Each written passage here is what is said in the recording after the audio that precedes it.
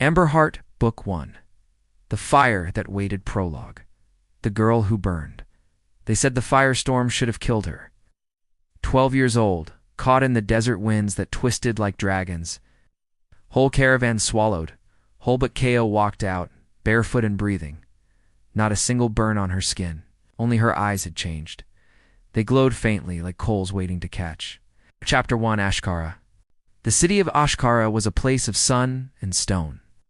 Wind-blasted walls rose from the dunes like jagged bones, and the market smelled of spice and smelted metal.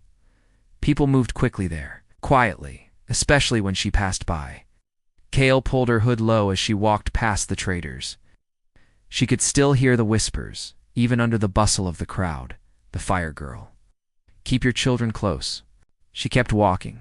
She was used to the fear. At 15, Kael was taller than most boys in the lower quarter. Skin carried the bronze of desert heat, and her eyes still glowed faintly when she was angry, which was often. The world had taught her to be wary. She reached the edge of the city where the desert stretched wide and silent. A crumbling ruin stood there, half temple, half home. The stones were blackened from heat that had never cooled. Inside, her grandmother sat in the same crooked chair, blind eyes facing the wind. "You're late," the old woman said, smiling without looking. "I brought figs," Kael answered, dropping the bag by her side. "And news." Her grandmother's smile faded. "The shadow." Kael nodded. "Another caravan lost.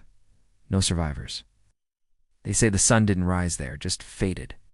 The old woman turned her head slightly. "And what will you do, Kael?" Kael looked out at the empty sand, her fists clenched. "I don't know, but I can't just sit here." The wind picked up, brushing her hair from her face.